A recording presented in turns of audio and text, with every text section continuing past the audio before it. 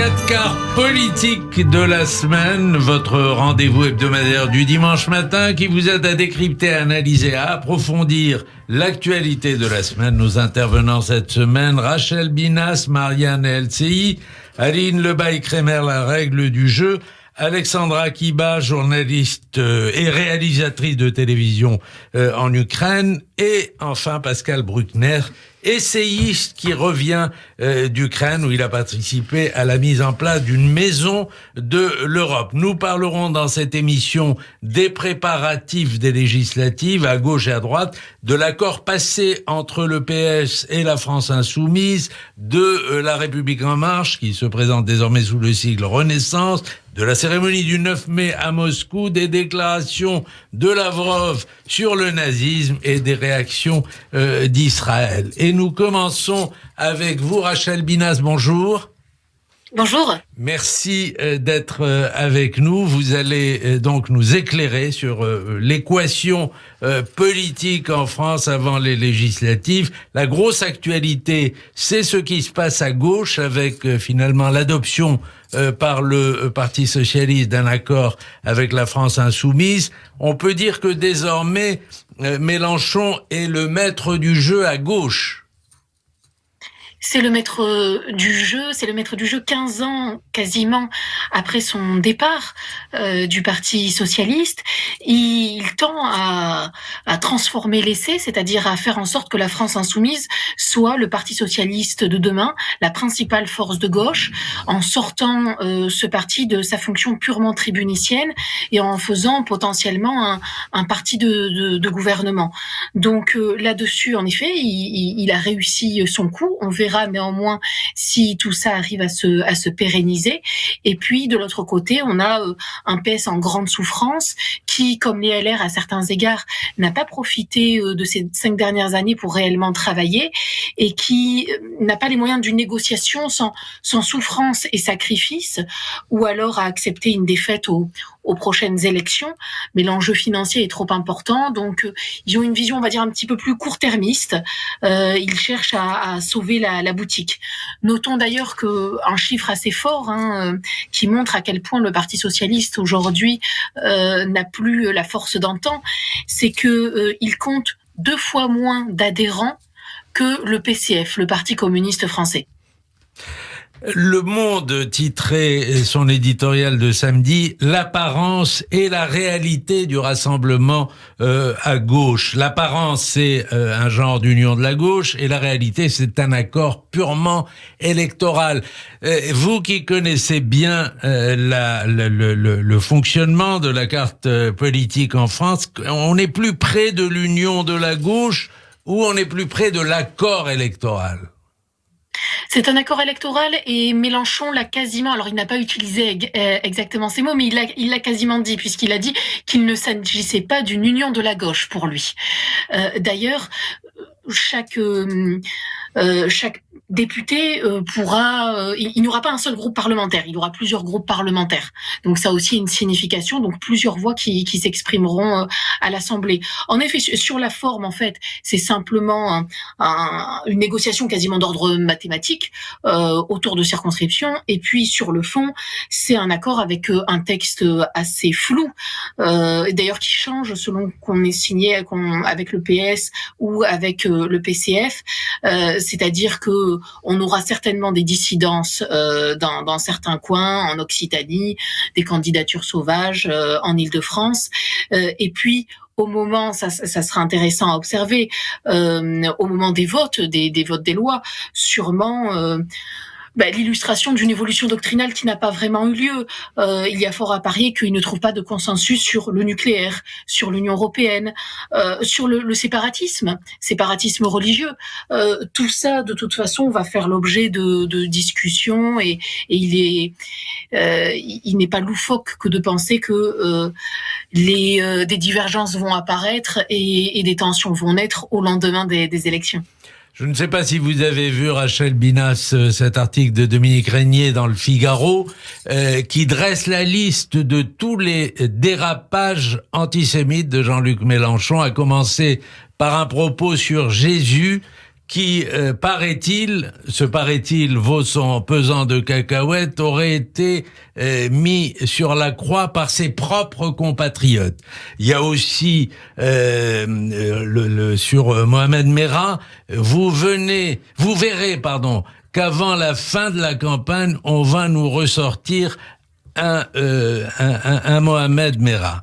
Est-ce que les électeurs vont suivre quand on voit des propos pareils? Alors, pour ma part, je ne pense pas que Jean-Luc Mélenchon soit antisémite.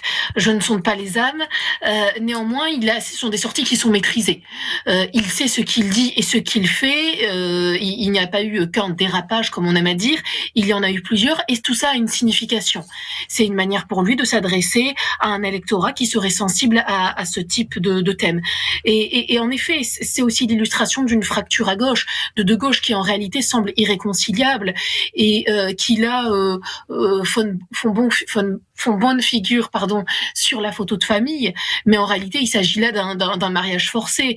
Vous avez une gauche en effet très attachée à la laïcité, plutôt tendance universaliste pour faire vite, et puis d'un autre côté une gauche qui elle défend une certaine vision du wokisme, du communautarisme, et forcément ces deux gauches sont en opposition.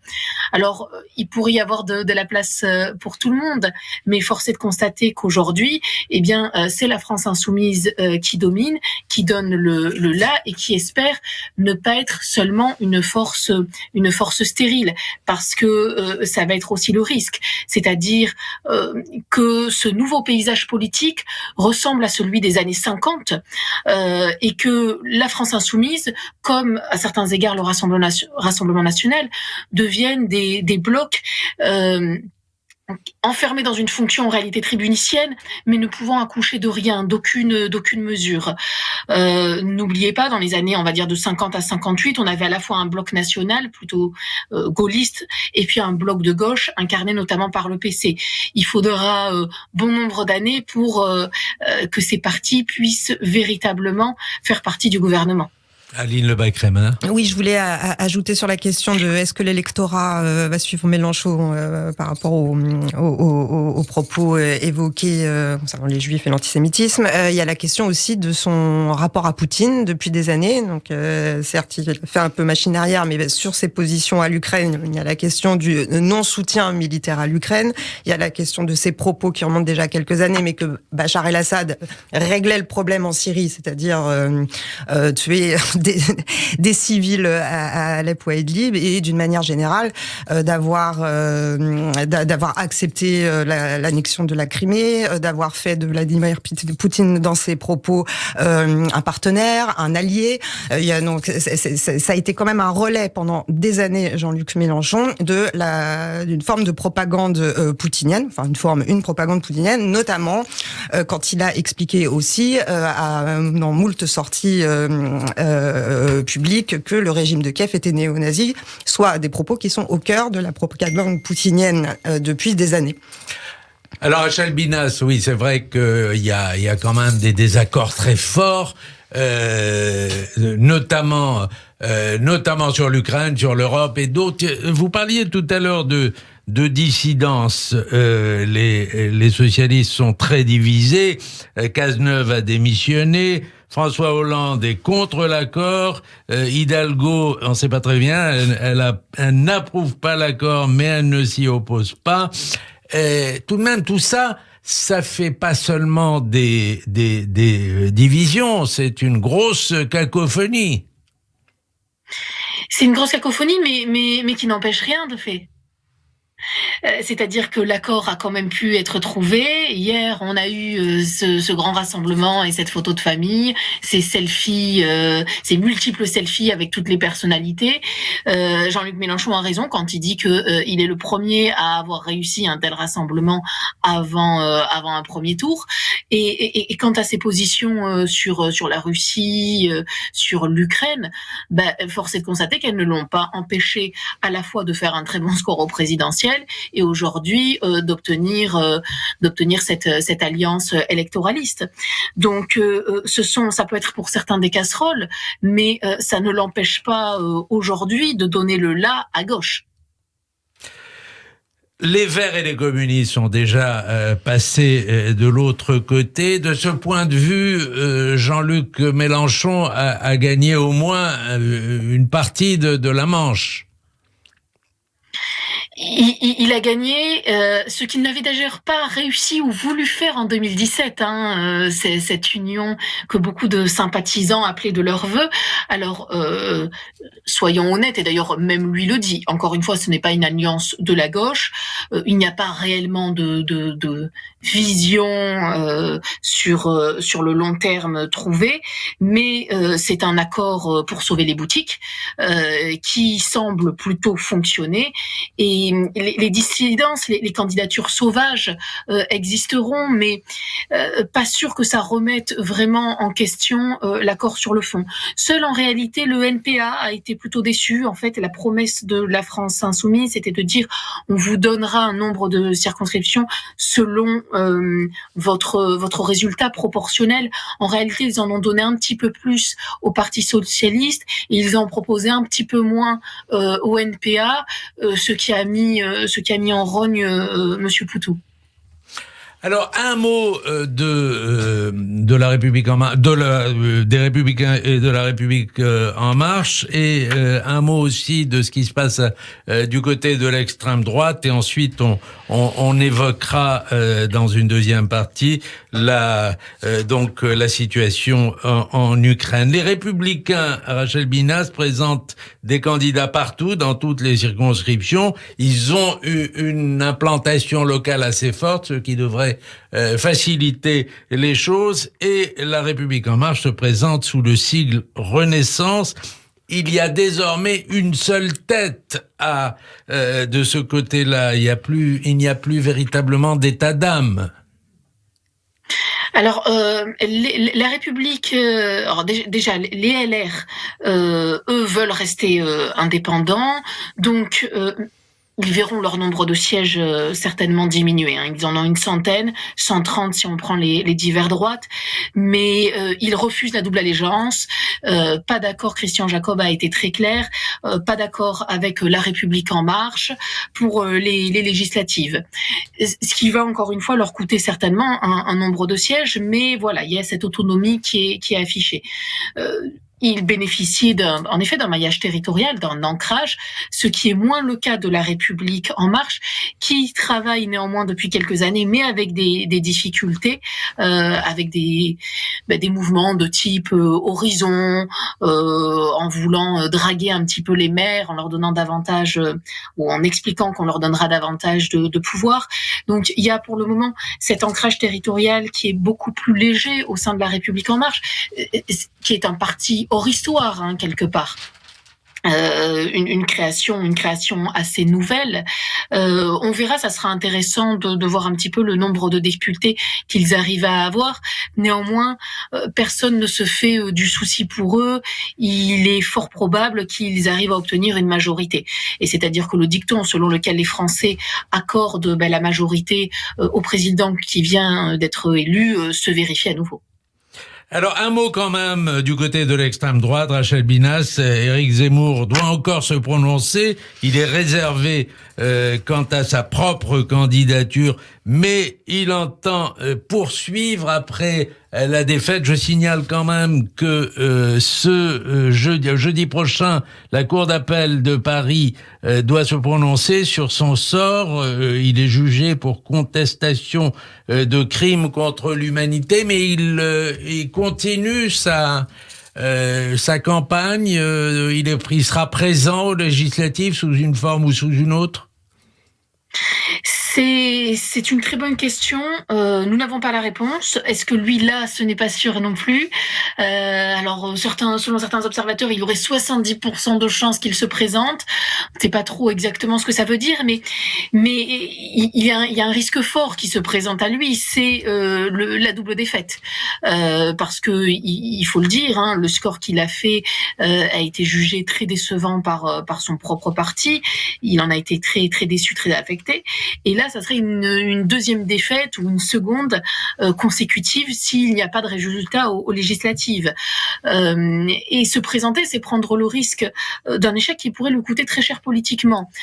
D'un autre côté, il y a aussi cette nécessité que de participer aux institutions afin d'asseoir son existence politique. Son mouvement est encore très jeune. Alors, ils aiment mettre en avant le nombre d'adhérents qu'ils ont, mais pour le moment, la réalité politique est quand même extrêmement faible du côté d'Éric Zemmour. Et puis, on a une Marine Le Pen qui, pour le moment, est absente, hein, qui, il me semble, en vacances, et qui a un petit peu déserté le champ politique depuis le second tour. Merci Rachel Binas pour votre éclairage. Je rappelle qu'on vous suit, vous avez toujours des analyses très pertinentes et on vous suit avec plaisir. Merci. À la fois sur Marianne et sur LCI. Alexandra Kiba, merci de nous rejoindre. Bonjour à vous. Vous êtes, j'ai dit journaliste, mais vous êtes réalisatrice de télévision en Ukraine. Vous avez travaillé à la fois à Kiev et à Moscou. Comment vous avez vécu le premier jour de la guerre le 24 février dernier ? Je suis à Moscou à ce moment. Je travaillais là-bas et à 5 heures du matin, une de mes meilleures amies de Kiev, il m'appelait et dit Sacha, ça a commencé. Et pour moi, c'était absolument impossible parce que je pense qu'il y a beaucoup de gens ukrainiens qui pensaient avant que Russie c'est très très proche à nous. Et quand je travaille là-bas, il n'y a pas de discrimination. Tout le monde dit oh, nous aimons Ukrainiens, nous aimons Kiev, vous êtes très créatifs, et les choses comme ça. Mais quand la guerre commence, toutes les choses changeaient. Et à ce moment, j'ai devenu hystérique. J'appelle chez mes parents. Et ils habitent pas loin de Vassilkov, c'est pas loin de Kiev. C'est l'aéroport. C'est l'aéroport. Il y a un aérodrome, oui. Aérodrome. Et les Russes commencent à bombarder cet aérodrome et j'écoute comme ça marche. Quand j'appelle à mes parents, mon petit frère aussi était là-bas et j'étais absolument comme le montre changeait en seconde. C'est-à-dire, vous avez appelé et on entendait à travers votre téléphone, on entendait les bombardements de l'aviation qui a été mise à mal dès le début, dès le 24 février. Quelles nouvelles vous avez aujourd'hui de votre famille qui est restée à Kiev? Grâce au courageux de notre militaire, maintenant à Kiev c'est plus un mois calme et mes parents habitent à un village qui n'est pas occupé par Russes armés. Alors maintenant ça va, mais tout le monde a attendu 9 mai. Demain, peut-être quelque chose va... Il y a une énorme tension sur le 9 mai. C'est ça. Alors, justement, Aline Lebaille-Crémer, vous recevez vous entendez beaucoup de témoignages de ce genre autour de vous, puisque vous vous occupez directement d'une association d'aide à l'Ukraine. D'aide et de mobilisation pour l'Ukraine, qui s'appelle Stand with Ukraine. En effet, oui, ça rejoint ce que tu dis. Après, il y a une petite inquiétude sur Kiev, parce que c'est vrai qu'il n'y avait pas eu de bombardement. Il y en a eu la semaine dernière, une grande journaliste qui est décédée dans le bombardement, et ça a ravivé certaines inquiétudes. Et par ailleurs, il y a une inquiétude absolue quant à ce qui va se passer demain. Personne ne le sait. Ça se trouve, il ne se passera rien. Ça se trouve, il va se passer quelque chose. Ce qui est sûr, c'est qu'il y a un défilé militaire et un discours de fleuve, sûrement, de Vladimir Poutine, qui risque d'être un immense moment de propagande absolue. Et il y a, oui, qu'est-ce qui va se passer demain? Certains disent qu'il est question qu'il déclare la guerre totale, parce que jusque-là, légalement en Russie, c'est une opération spéciale de maintien de paix. Fermez les guillemets, ce n'est pas un état de guerre. Si la guerre est déclarée demain, ça veut dire mobilisation générale de toute la Russie. Et qu'est-ce qui va se passer? Donc il y a un suspense absolu. C'était aussi l'enjeu, parce qu'il lui faut des trophées pour demain, potentiellement.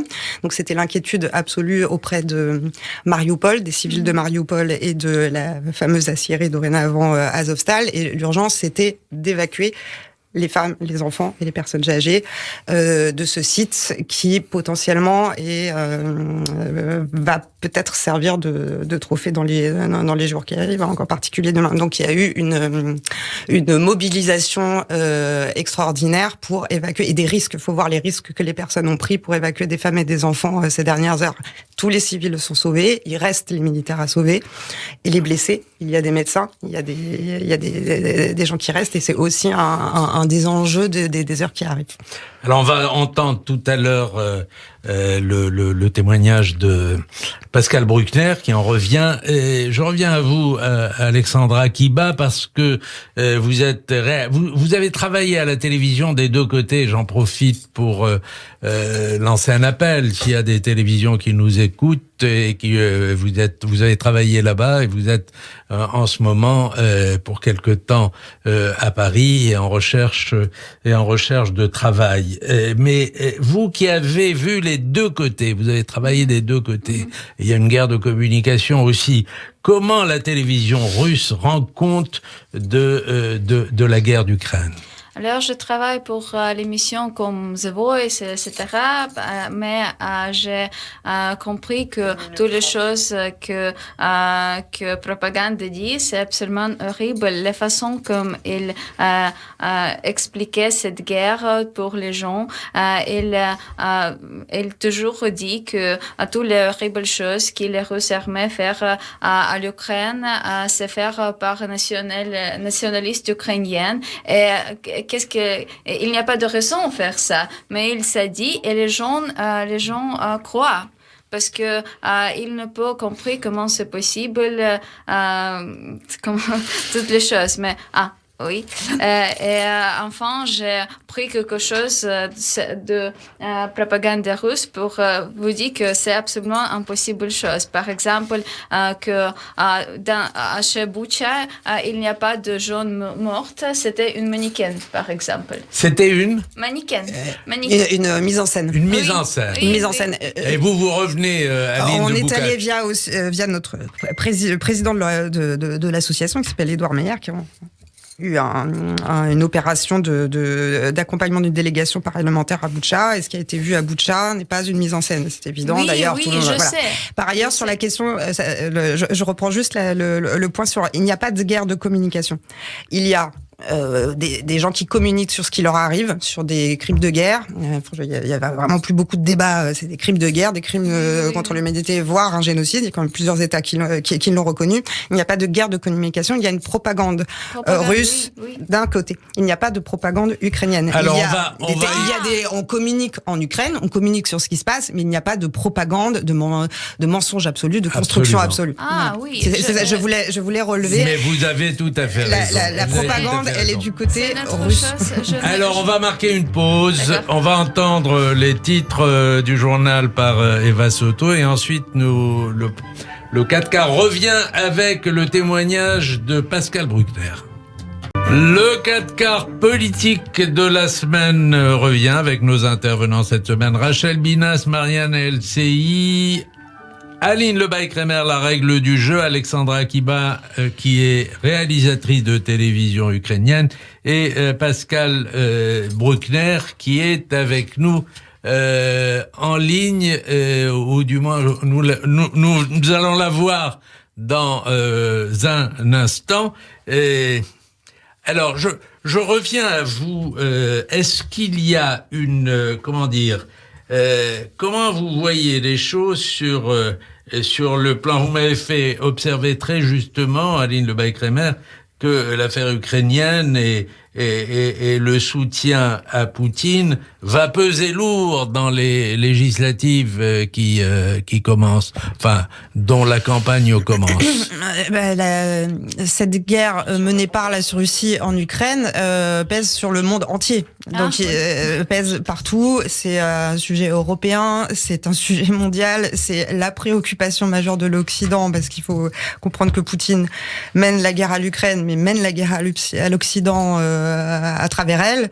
Donc c'est d'une violence incroyable. Et Alexandra connaît bien la télé russe. Elle nous parlait à l'instant de la propagande russe. Il faut voir quand on suit ce qui se dit en ce moment via les relais principaux d'État que sont la télé russe, qu'est devenue la télé russe, c'est quand même assez dingue. Donc oui, on espère que ça va peser un peu dans les législatives. Ce serait quand même c'est fou que ça ne pèse pas, parce que ça pèse à peu près sur la planète entière ce sujet. Enfin, l'enjeu c'est quand même la paix mondiale. Donc oui, c'était d'ailleurs ça n'a pas été trop un sujet d'ailleurs à cette fameuse convention de l'Union populaire. Je pense que Jean-Luc Mélenchon a passé 1 minute 30 avant d'enchaîner avec l'urgence climatique. Donc, il y a une urgence climatique, certes, mais on est en termes d'intensité et surtout de coût humain. Parce que de quoi on parle? On parle de gens qui sont en train de se faire massacrer et qui craignent le pire en permanence, H24, 7/7, depuis bientôt 3 mois. Donc oui, on aimerait bien que ce soit un sujet. Enfin, personnellement, j'espère, au nom d'un certain peu d'humanisme, que ce soit un sujet, bien sûr. Alexandra Kibal, la Russie multiplie les menaces d'une guerre nucléaire, menaces d'une 3e guerre mondiale. Est-ce que la population ukrainienne prend ces menaces au sérieux? Je pense que maintenant, oui, parce que beaucoup de montres de propagande peuvent commencer à discuter de ces choses très souvent. Et il dit que si cette guerre commence comme nucléaire, tout le monde va mourir, mais il ira à paradis. C'est le mot de Poutine, et il dit c'est très souvent. Et à ce moment, les journalistes qui n'est pas seulement les propagandes, c'est comme les journalistes d'opposition qui est très connu en ukrainienne aussi commencent à discuter de cette chose. Qu'est-ce qu'on va faire si ça commence? Et c'est pourquoi tout le monde, tous mes amis, quand nous discutons de quelque chose, nous parlent toujours. Si ça commence, alors on va on nous rencontre.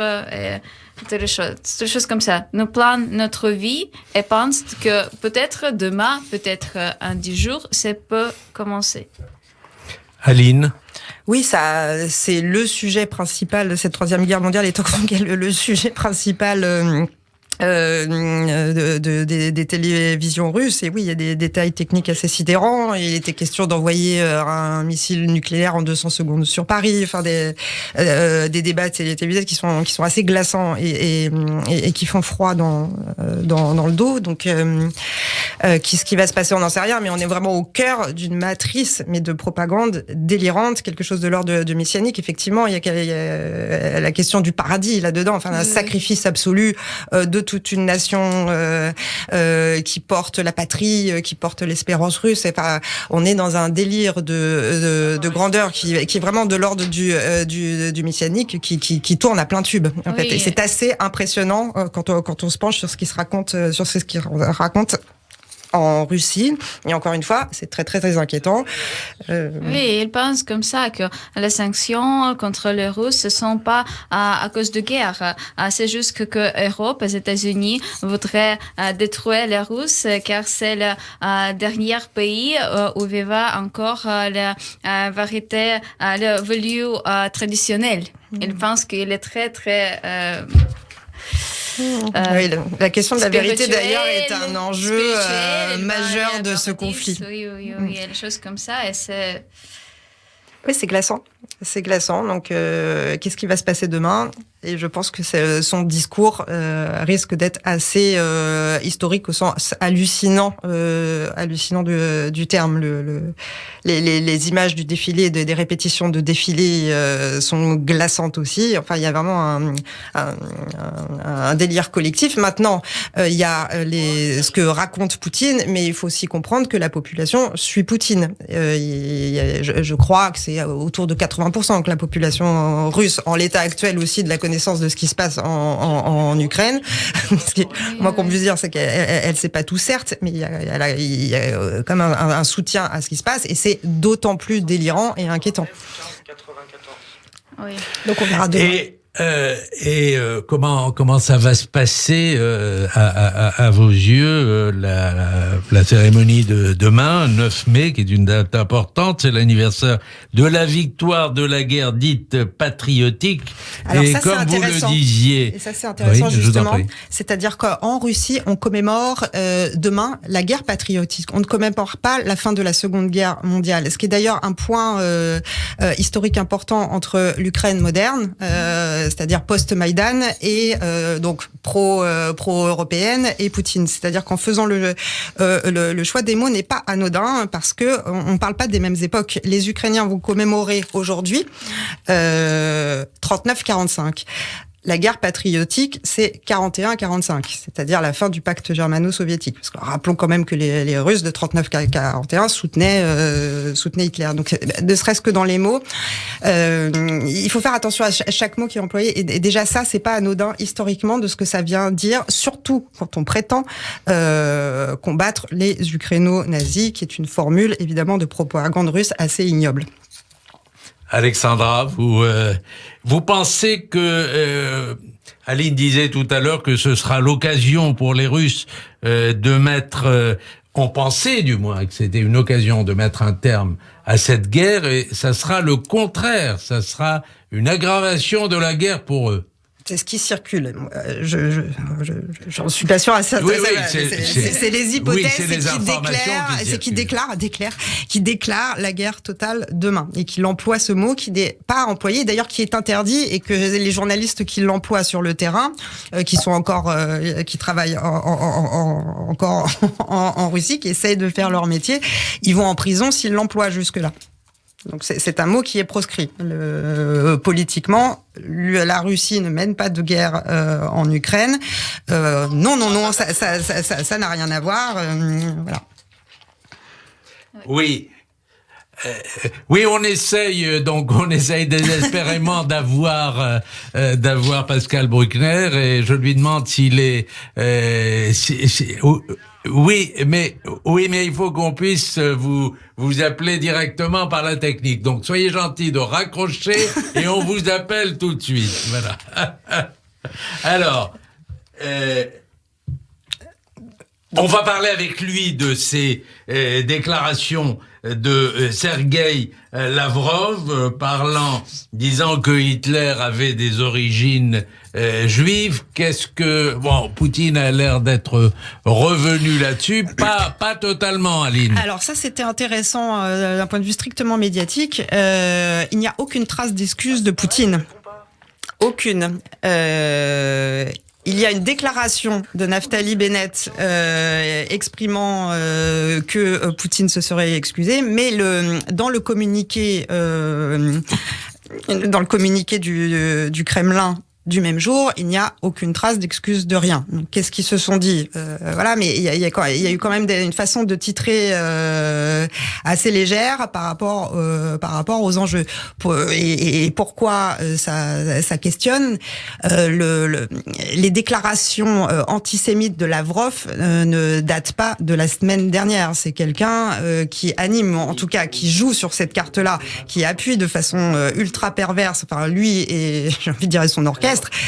Il y a la question de remuer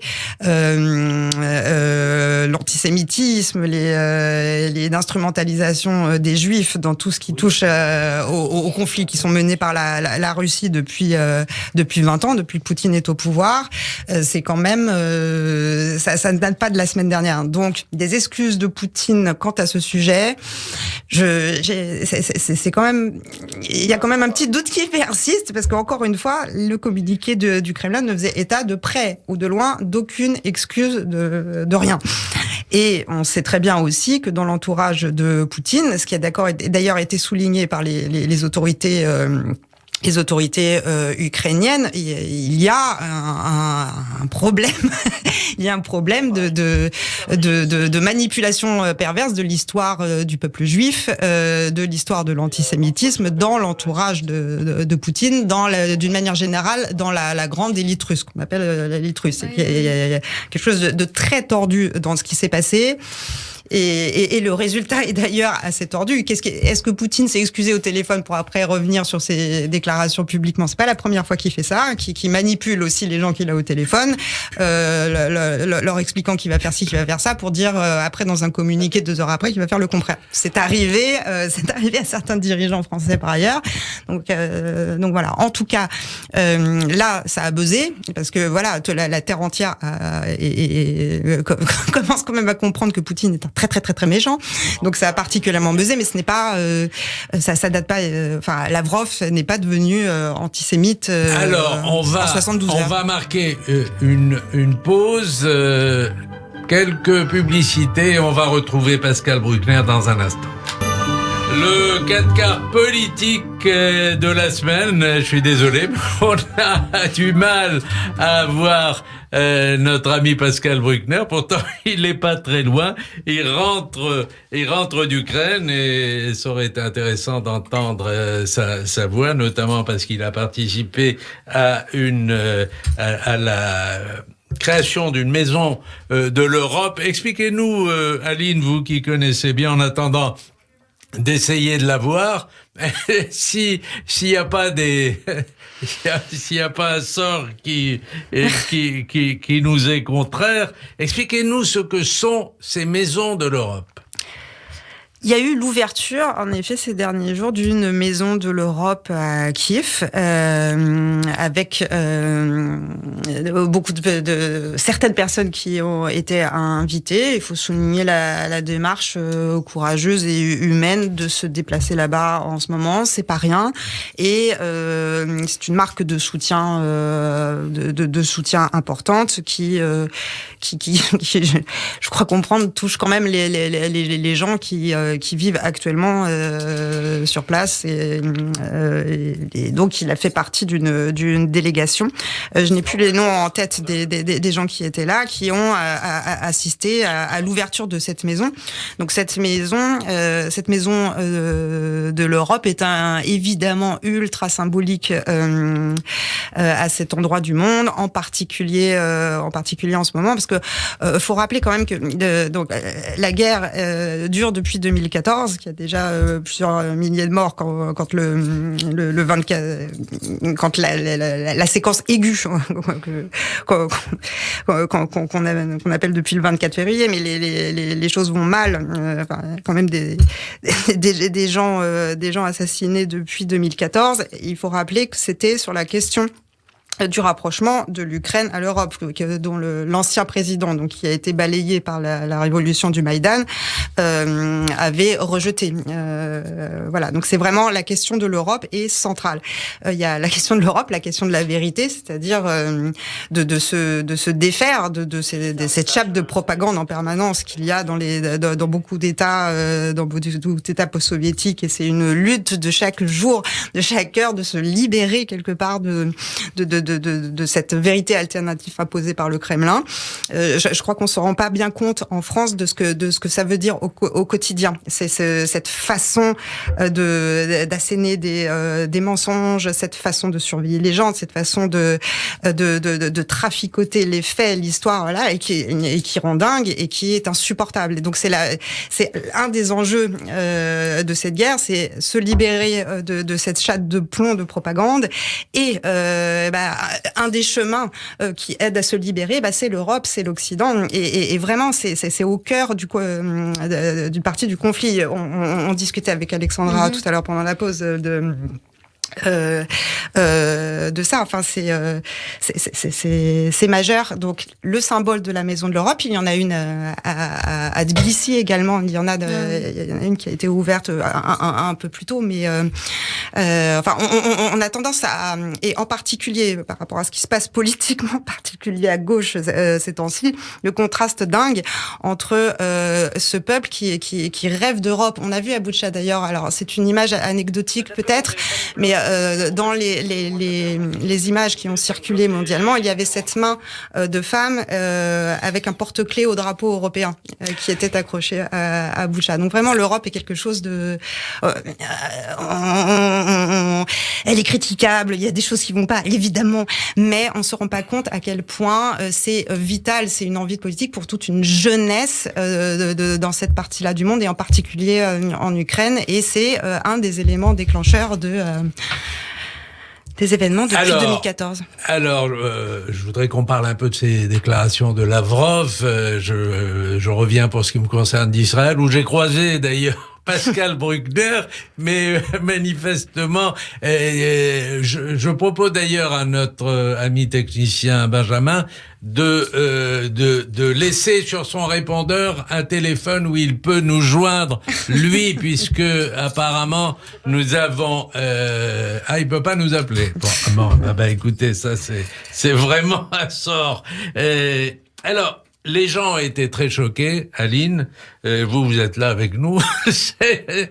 Et les gens ont été très choqués. Je dis ça aussi à Alexandra pour qu'elle réagisse, par les déclarations de Sergueï Lavrov disant que Hitler avait peut-être des origines juives. D'ailleurs, l'ambassadeur de Russie en Israël a été convoqué. Et on sent d'ailleurs un fort agacement de la part d'Israël.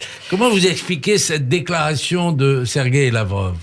Moi, avant cette déclaration, j'ai écouté quelquefois en Russie que c'est que pas Hitler être juif, mais les gens qui donnaient l'argent pour les Hitler être juifs et faire ça pour faire Israël.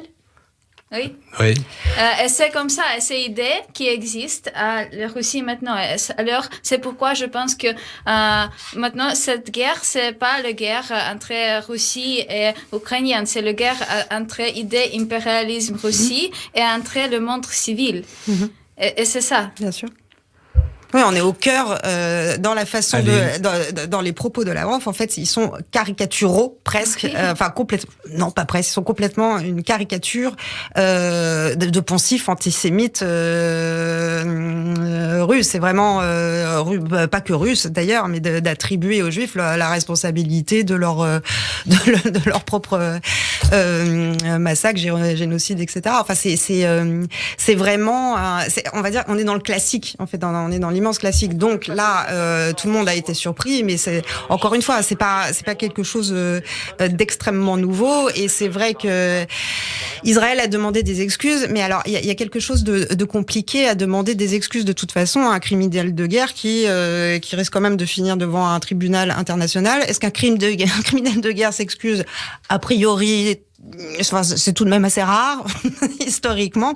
Donc dans la formulation même et dans les attentes, parce que Israël est et je crois la dernière démocratie à ne pas appliquer de sanctions. Certes, sur le contexte est plus compliqué pour Israël que pour les Anglais, mais il y a ça qui se joue aussi, c'est-à-dire une condamnation politique de l'agression russe en Ukraine, mais d'un point de vue strictement opérationnel ensuite, il y a une forme de entre guillemets de neutralité et qui commence à prendre l'eau, parce que admettons que Poutine se soit excusé, vrai pas vrai, on en a discuté tout à l'heure, so what, est-ce que ça excuse tout le reste, est-ce que ça excuse les viols de femmes et d'enfants et encore une fois d'un point de vue grand public, les tortures infligées aux femmes et aux enfants de ce pays en ce moment, parce que quand on parle pudiquement de civils, de quoi on parle? On parle de femmes, d'enfants et de vieillards et de personnes âgées qui ne peuvent pas forcément partir ou qui s'engagent à réaliser. Enfin bon, bref, il y a plein de parcours possibles, mais c'est de ça dont on parle. Et les récits qui commencent à émerger, à se structurer, à être irréfutables de la plupart des ONG, de grandes ONG, de la plupart des témoins. Voilà, je parlais tout à l'heure de notre délégation à Boutcha. Enfin, c'est immonde et on n'a pas encore tout. Le grand public n'a pas encore tous les éléments et l'ampleur des tortures infligées au corps de ces enfants, au corps de ces petites filles, on est dans l'ignoble. Donc, Lavrov a dit quelque chose d'antisémite, on a demandé des excuses ou pas, j'ai envie de dire, so what? Enfin, ce qui se passe en ce moment et en ce moment là-bas est tellement gigantesque et tellement vertigineux que c'est forcément lié. Et d'ailleurs, les Russes ont tendance à attribuer leur propre turpitude à leur adversaire. Quand ils parlent de nucléaire, quand ils parlent de nazis, c'est une logique de réflexe de communication russe qui est assez évidente quand on suit les dossiers depuis longtemps. Il y a souvent une projection de son envie propre sur la figure de l'adversaire, donc une espèce de manipulation de l'histoire de la Shoah, de l'histoire de la Seconde Guerre mondiale, y compris dans les mots. C'est tout le temps, c'est l'obsession. On note bien que le vocabulaire est toujours relié d'une certaine façon à ça, ce qu'a fait Lavrov en reparlant d'Hitler. Voilà. Et donc on est vraiment au cœur et tout qui explose. En tout cas, tout le monde commence à comprendre l'ampleur de l'immensité de la propagande russe, qui encore une fois, et on en parlait tout à l'heure, ne reconnaît même pas l'existence de l'Ukraine. Ah oui. L'Ukraine, pour l'immense majorité de ces personnes-là, de ces individus, de ces criminels, ça n'existe pas. Oui, qui me dit oh Sacha, comment vas-tu, comment va votre famille, mais après 3 secondes, elle me dit que non, je pense que tu comprends que l'Ukraine n'existe pas. Pas du tout. Et ça m'a absolument choqué parce que je pense qu'il aime l'Ukrainienne, etc. Et vous craignez, Alexandra, d'ici demain, lundi, l'assaut final sur Mariupol? Est-ce que vous craignez parce que apparemment ça continue à se battre à la résistance? Ce qui circule dans les chancelleries, c'est que le 9 mai, donc il y ait la déclaration de guerre totale et pour le défilé ignoble qui risque d'y avoir demain et le discours fleuve toujours ignoble qui risque d'y avoir demain et qui va être très douloureux à suivre, je pense, il lui faut des trophées et c'est d'où l'assaut terrible qui a été lancé depuis quelques jours à Mariupol. Oui, et elle va dire que c'est un trophée Mariupol, il change le nom de cité seulement pour Anne. Oui. Sûrement pour... continuez votre phrase. Une lettre, oui, Mariupol, et Mariupol, c'est un peu différent en ukrainienne et Russie, mais c'est quelque chose de grand pour... Sur le plan du symbole. Oui, c'est énorme. Le Mariupol, c'est un énorme symbole. Merci Alexandra, merci Aline Lebaille-Crémer. Pardon à Pascal Bruckner, on essaiera d'avoir plus de chance la prochaine fois. Et merci à Rachel Binas. Bon dimanche à tous.